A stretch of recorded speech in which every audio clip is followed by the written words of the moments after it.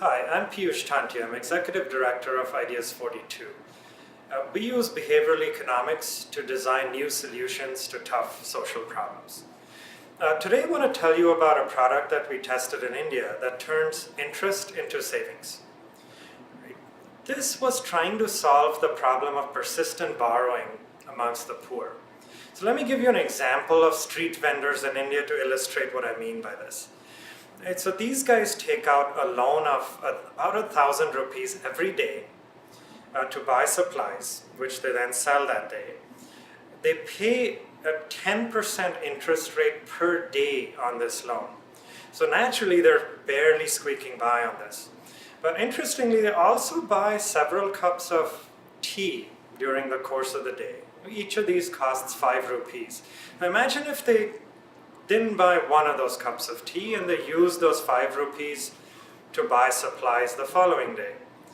Right? Because the interest rate is so high on the borrowing, in just 32 days of skipping 1 cup of tea per day, right, they could be completely debt-free. So what's hard about this? What's hard is, it takes a lot of self-control to skip that cup of tea. And it's hard to keep track of how many cups of tea you've had. Right? So we designed a product to solve this problem of savings while building on people's comfort with borrowing. Right? So there are 2 key elements to this. One is the savings deposit is just embedded into the loan payment. So it's automatic. The second is the loan is built around a revenue generating activity so that when the savings deposit is due and the loan repayment is due, that's also when the consumer is receiving some payment, some profit from this business. So let me tell you in detail now how this product is structured. It's set up in cycles of 2 weeks. In the first cycle, customers get a loan to build a chicken coop, as well as to buy a first batch of chicks. Second cycle, they get another loan to buy some feed and another batch of chicks.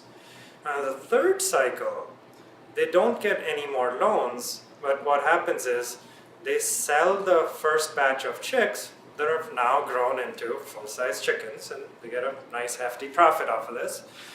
And that profit goes towards a loan payment, a savings deposit, buying more chicks, and some extra cash left over.